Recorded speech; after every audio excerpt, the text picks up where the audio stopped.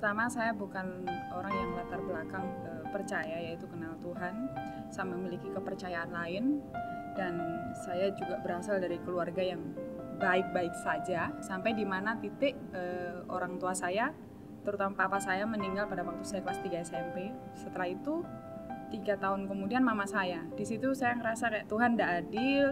Saya ngerasa kalau Tuhan kayak nggak ada, Tuhan nggak sayang. Pokoknya saya benar-benar menghujat Tuhan pada waktu itu.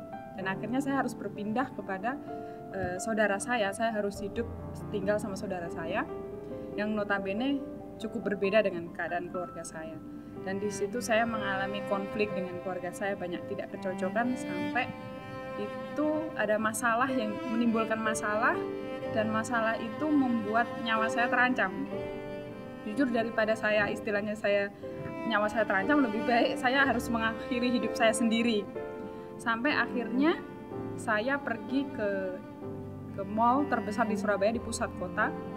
Pada waktu itu saya berada di lantai 5 dan saya berpikir untuk bunuh diri yang ketiga kalinya.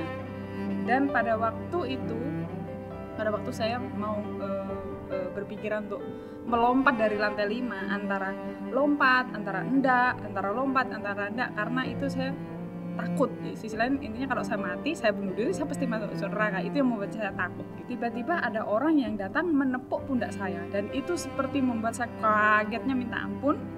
Dan saya agak-agak shock gitu, karena saya lagi berpikir yang antara hidup dan mati.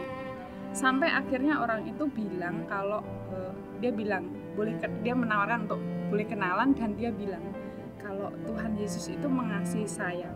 Buat saya sorry, saya bukan orang yang percaya sama Yesus. Sorry, saya jujur aja menolak. Dan akhirnya ya saya kenalan sekedar berteman aja gitu. Sampai akhirnya ada orang yang bersaksi dengan hidupnya orang itu, dan orang itu hidupnya berubah. Sampai akhirnya saya mengambil keputusan seperti ini.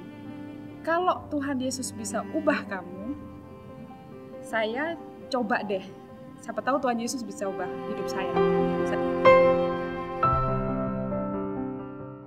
Tapi setelah 3 bulan bertobat, saya ngerasa seperti kayak nggak ada rasa apa-apa gitu. Saya tidak mendapatkan penampakan yang supranatural tentang Tuhan, apa segala macam.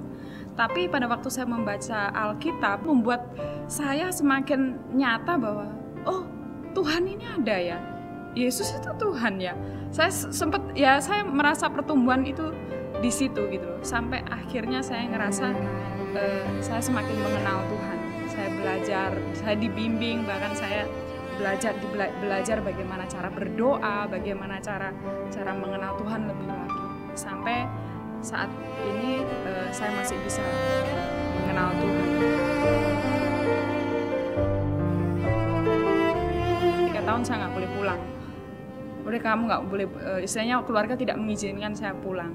Sampai suatu hari keluarga sebesar saya kumpul, dan mereka bilang bahwa mereka menyetujui saya boleh mengambil kepercayaan ini, dan mereka memperbolehkan dengan satu syarat, kamu harus hidup benar.